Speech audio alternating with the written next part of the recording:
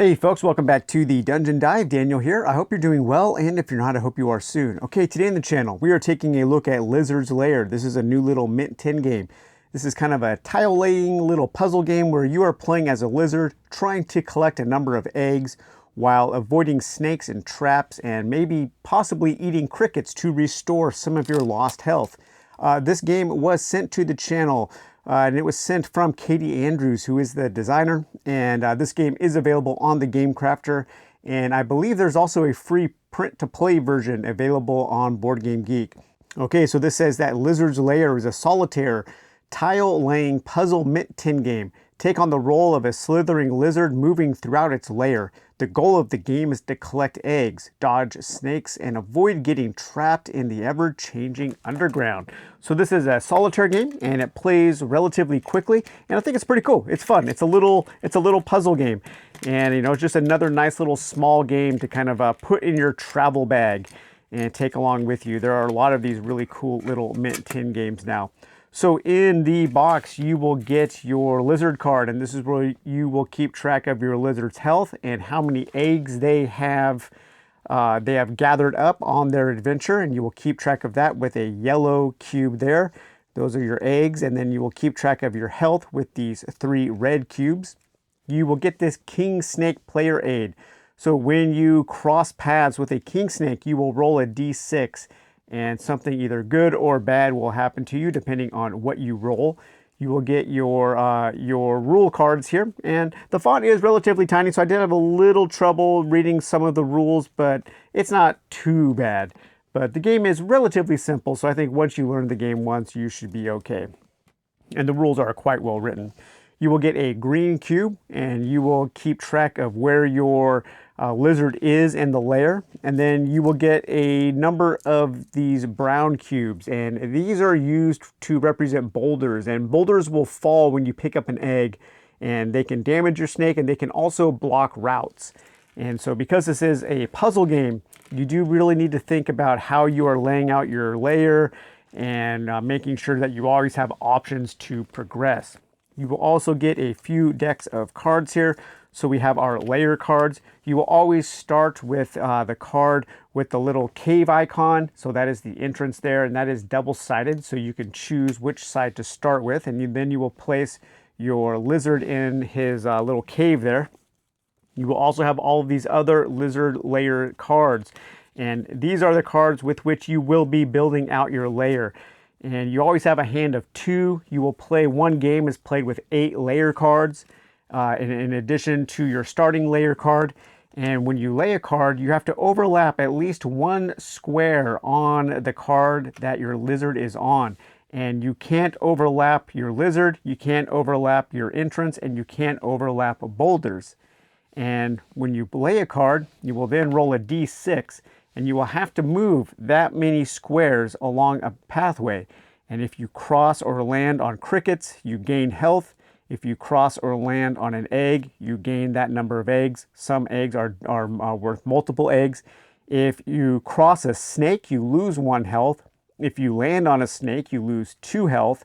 And then we also have these king snakes. And if you land or cross a king snake, you immediately stop. And then you have to do the little kind of king snake mini game to press your luck to see if something good or bad happens.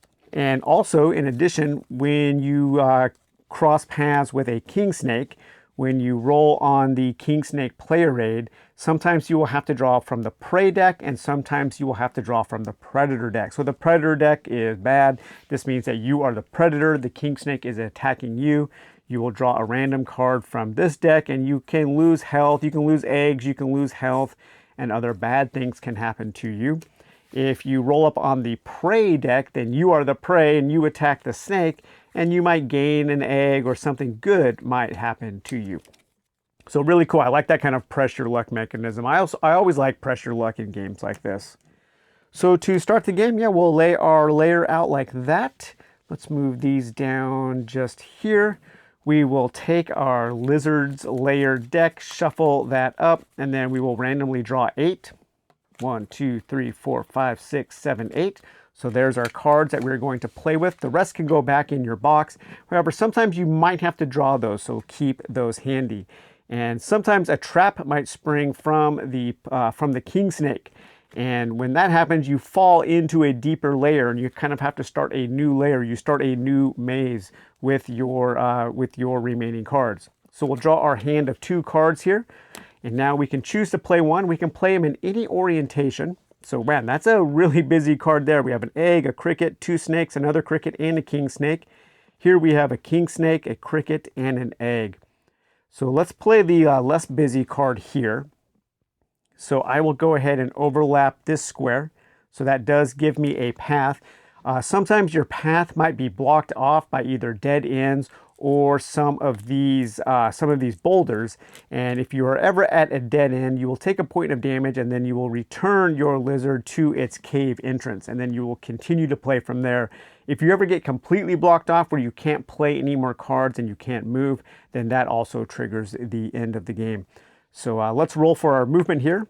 And we rolled a 4, so we have to move 4 spaces. You can retrace your steps, so you can go 1, 2, 3, 4 if you want. But let's go 1, 2, 3, 4. Okay, so we passed that egg, so a boulder falls. Now, if we were to land directly, if I were to have rolled a 3 and I landed on that egg, then a boulder falls and I take a point of damage. But if you can pass through it, you can avoid that boulder falling. But now that pathway is blocked off, and so we can't lay a card on top of that boulder. So I would have to continue on my way. So we have 1 egg. Okay, so that's 1 turn. Now we draw back up. We draw our hand up to 2 now. Okay, so we have this really busy card here. This card here has 2 eggs. That's kind of nice. Maybe we could lay that over, let's see, we could lay that like this. That gives us a lot of options to move. All right, so let's roll our movement, a 4. Okay, so let's go 1, 2, 3, 4. A boulder falls on that egg there. So that pathway is now blocked off, but we did pass through that egg. So now we have 2 eggs there.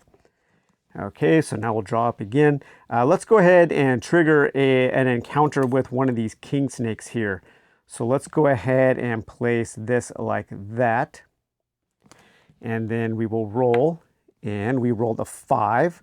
Okay, so let's go 1, 2, 3. So when you land on a king snake, you have to stop. And then we consult our king snake reference guide here, and we roll a d6. And we rolled a 2. So 1 or 2, we would draw a predator card. So we become the predator in this encounter, or the snake is a predator, I should say. Either the snake is a predator or the snake is a prey. If he's a predator, it's a bad thing. So we lose 1 health. So we'll remove 1 health from our tracker there. And then that would trigger the end of that turn. You can draw up to another card here.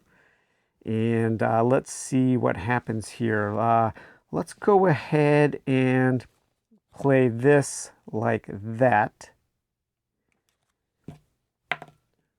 Okay, a 6. So 1, 2. So we pass through a snake. We will lose a health. 3, 4, 5, 6. So we pass through a cricket, so we will gain a health. And we also pass through another egg, which drops a boulder, and we gain 1 more victory point. Let's take a look. Let's go back to the king snake here, and let's say that we fell into a trap. If we fall into a trap, we draw a top card from our Lair deck, and we have to keep it in this same orientation. And this is an additional layer now that we fall into. And you fall into the same square that you were on, but you don't trigger the icon. So if we had fallen from this square here, from this, if we had rolled a 3, we could fall down here, and then we would continue on our turn, and our additional turns would be played from this new maze, leaving this layer behind. And yeah, you just continue to play until you take your final turn after laying the final card, and then you tally up how many eggs that you have found. 1 to 4 eggs, you were just hatched. 5 to 8 eggs, jumping juvenile. 9 to 12 eggs, you're aging adulthood, and 13 to 6 eggs, you're a wise elder lizard. So yeah, this game is really fun. It's like 15 minutes, and I think it's a perfect travel game. It doesn't have a lot of overhead. It doesn't take up a ton of space. And, you know, there's enough to it. There's enough kind of puzzling out how to lay your cards, how to manage your movement, coming up with an optimal path through your layers so you don't create dead ends, so you don't get trapped and you don't have to go back to your layer entrance there and take a point of damage. You can very quickly take 3 points of damage in this game, so you know, planning your optimal move and your optimal play of your Lizard's Lair cards is very important in a game of Lizard's Lair. So if you're looking for a cool little travel game to throw in your bag, you know, maybe you have a bunch of little Mint 10 games and you're looking for something new to play in a hotel room, or something new to play in a family's house when you're going on a vacation, maybe for the upcoming holiday season, I would definitely take some time and check out Lizard's Lair. You might really enjoy it. So all right, everyone, I hope you enjoyed this video, this look at Lizard's Lair. We will talk to you later. Bye-bye.